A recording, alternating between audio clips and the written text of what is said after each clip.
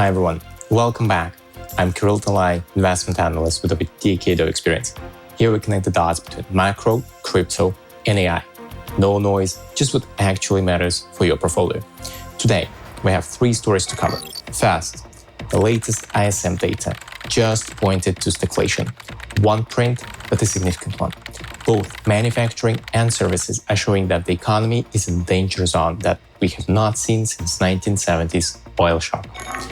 Second, artificial intelligence is accelerating. Anthropic just hit $30 billion in annualized revenue.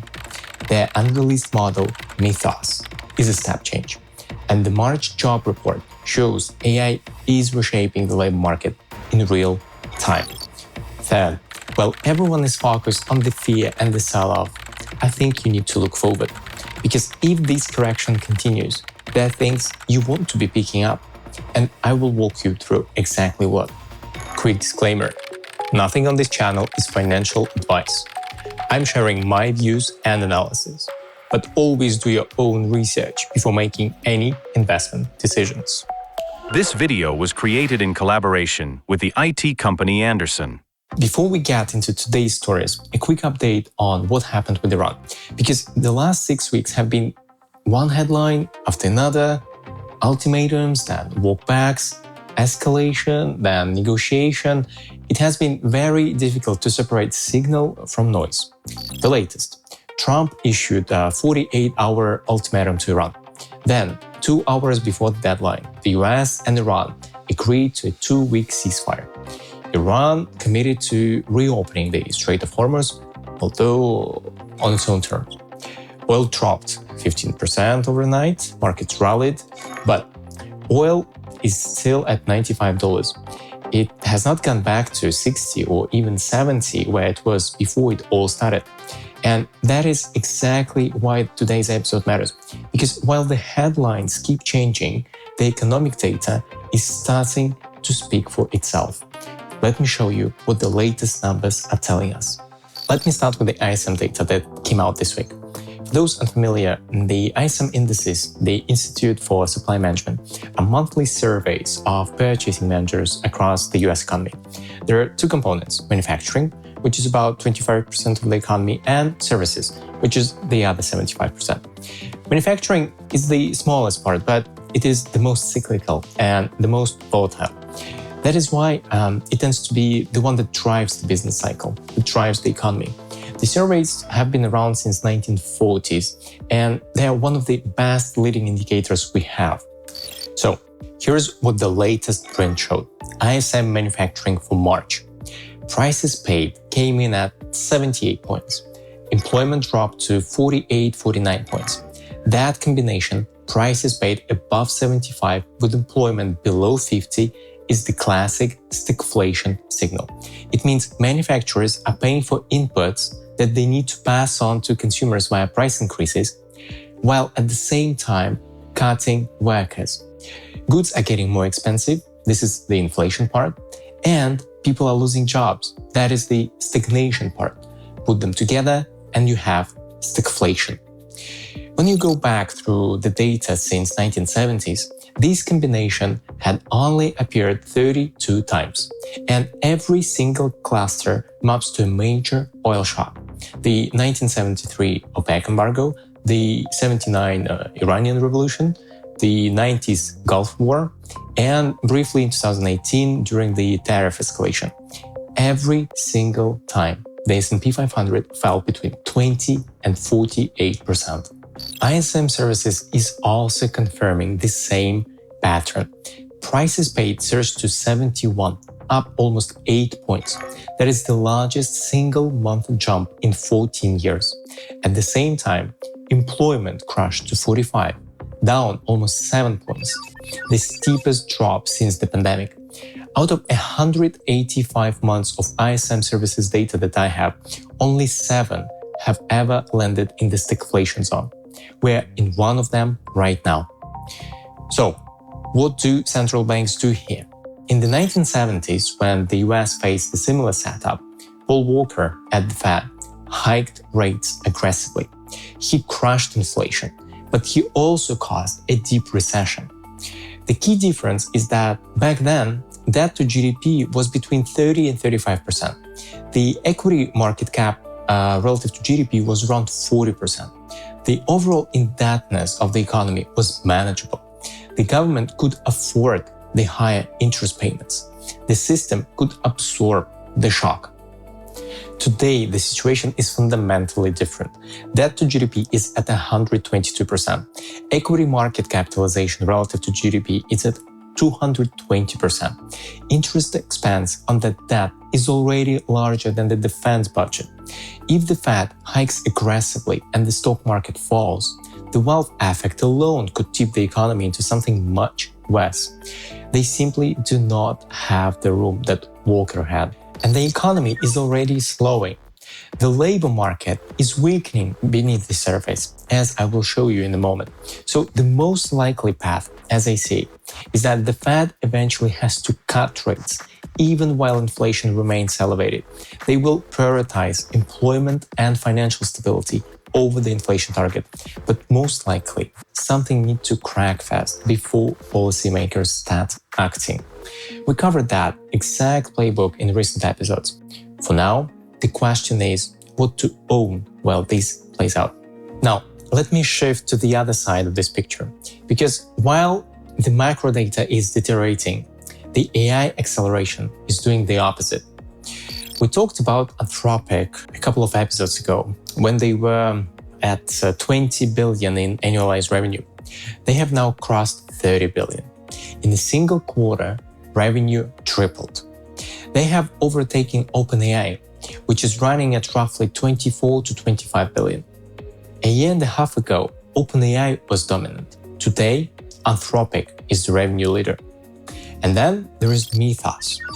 This is the unreleased model that leaked in late March. Mythos is not a version bump. It is a new tier above Opus, which is Anthropic's most capable model today. What the leaked documentation describes is a model that plans and executes multi-step action sequences autonomously across systems. It does not wait for human input at each step. It identifies its own errors, reevaluates starting assumptions, and corrects its output in a loop. On a benchmark that tests whether AI can solve real software engineering problems, the current best model scores 53%. Mythos scores 78%. On cybersecurity, when tested on finding and exploiting real software vulnerabilities, the current model succeeds about 14% of the time. Mythos succeeds 72%. The model is so advanced that Anthropic is warning senior government officials that Mythos makes large-scale cyber attacks significantly more likely in 2026. Their own internal assessment says the model presages an upcoming wave of models that can exploit vulnerabilities in ways that far outpace the efforts of defenders. It is also too expensive to run at scale. So, for now, early access goes to enterprise cybersecurity teams. No public release date. The reason I bring this up is not to scare you. It is because it is the best signal of where the technology actually is. The major AI labs are not slowing down. They're holding models back because they're too capable, not because they hit a wall. Now, bring it down to the labor market. We always look at the jobs data through the AI lens on this channel, and the March print is no different. The headline was 178,000 jobs added in the US economy. Looks fine. But strip out 76k healthcare workers returning from a strike, and the real number is closer to 100,000 jobs. When you break it down by sector, the pattern is the same as it has been for months. Every sector that AI can disrupt is flat or declining. Information technology lost 3,000 jobs. Financials lost 15,000 jobs. Professional services barely moved. Meanwhile, every sector adding jobs is one that AI cannot easily replace. Healthcare, construction, transportation. And this is not just 1 month. Since January 2024, the AI-exposed sectors have lost combined 454,000 jobs, while healthcare alone added almost 1.8 million. And youth unemployment tells the rest of the story. For 20 to 24-year-olds, unemployment has risen from 11% to 14% in 3 years, a sign that companies are not firing experienced workers, but simply not hiring new ones. So you have stagflation on one side and AI accelerating on the other. That is where the opportunity is. We touched on this topic in one of our earlier episodes, but the case is even stronger now. I think this is actually a good opportunity to start thinking about accumulating structural plays in your portfolio. So, what do you actually want to own? You need to buy what AI physically needs to be built. Energy fast. Let me give you two numbers to feel the scale.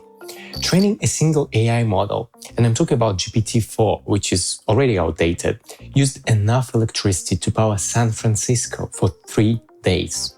And by 2030, US data centers are projected to consume more electricity than all American steel mills, aluminum smelters, cement plants, and chemical factories combined.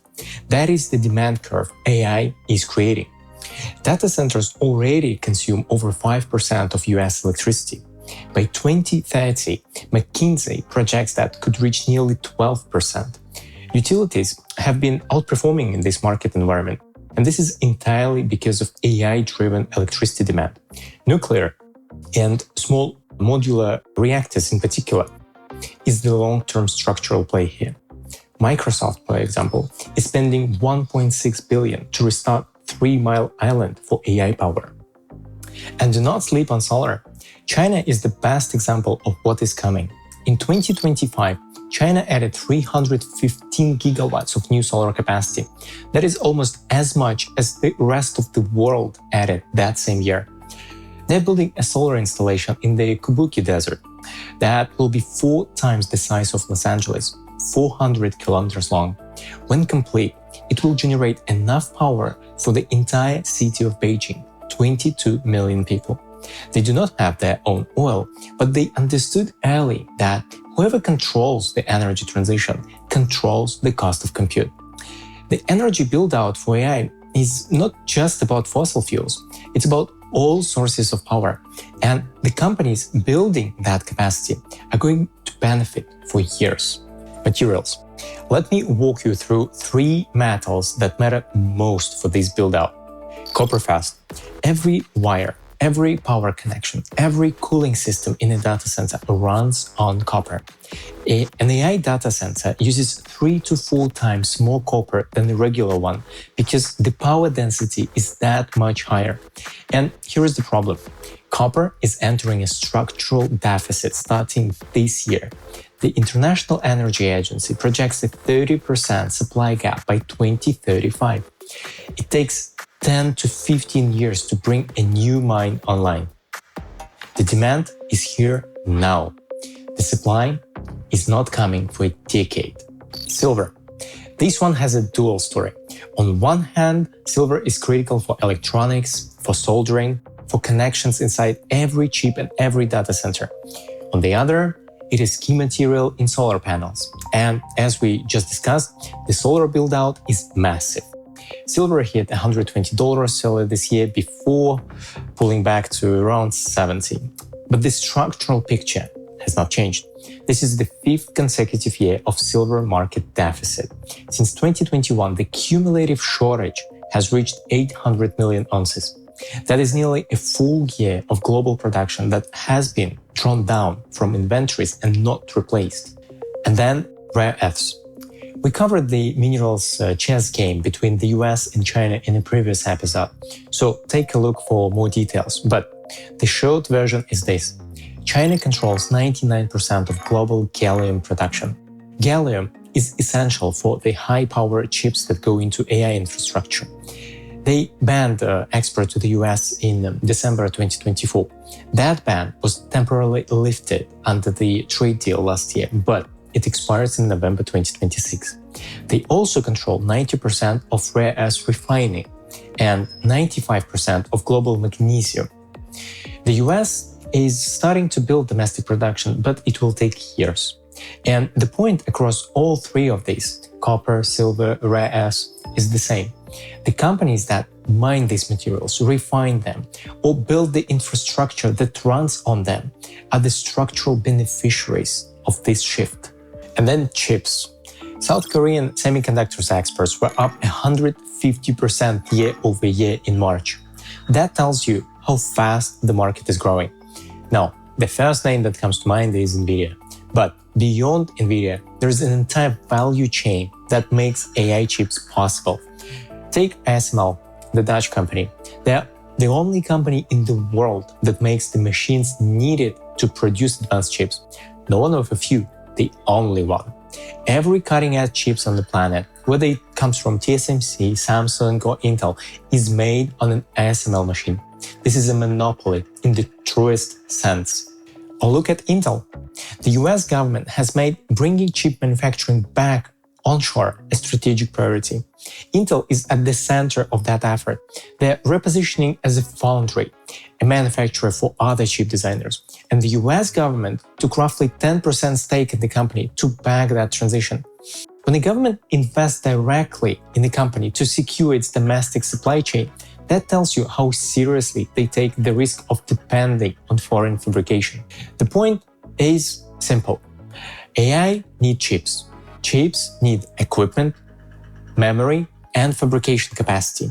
And the companies that provide these are riding the same demand curve as Nvidia, often at a fraction of the valuation.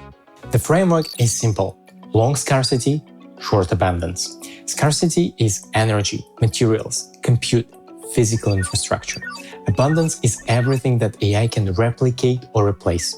You do not want to own that for the long term. Everything that AI needs but cannot print, you do. This is not a 6-month trade. This is a multi-year structural shift. And if you want to hear the case for Bitcoin within this framework, go back to episode 3, where we laid out why an asset with no CEO, no business model, and no revenue stream that AI can compress might be the safest thing in the room when everything else is being disrupted.